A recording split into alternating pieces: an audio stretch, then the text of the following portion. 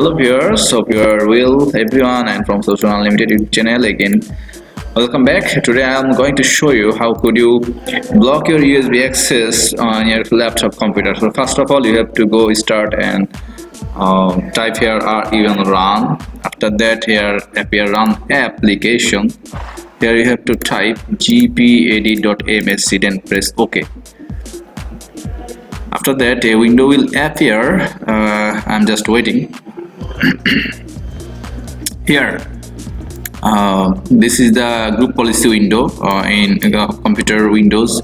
Is the group policy. You have to add a group policy under administrative templates. Okay. Here in the group policy, you have to go administrative templates. Just extract this. After that, here you have to go system. On the system, here you will find out the removable storage access. Viewers, this is the removable storage access, and from here just look carefully. Here is removable disk access, removable deny read access, removable deny write access. Okay, so first of all, click here removable disk deny execute access. Double click this, and here you have to click enable and apply. Okay, after that read access enable. Okay, just you have to understand that this is the restriction of deny access. Okay, you have to enable this policy.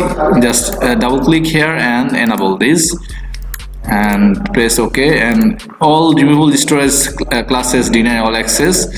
Click here, enable, apply. Okay, after this apply this for policy, no pendrive or USB hard disk will not be accessible in your computer or laptop.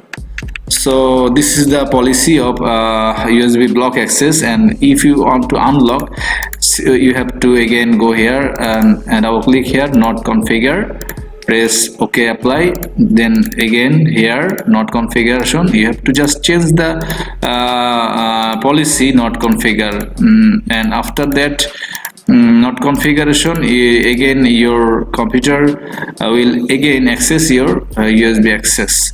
So by this way you could easily block your USB access from your computer. Hope you understand. Thanks again for watching this video.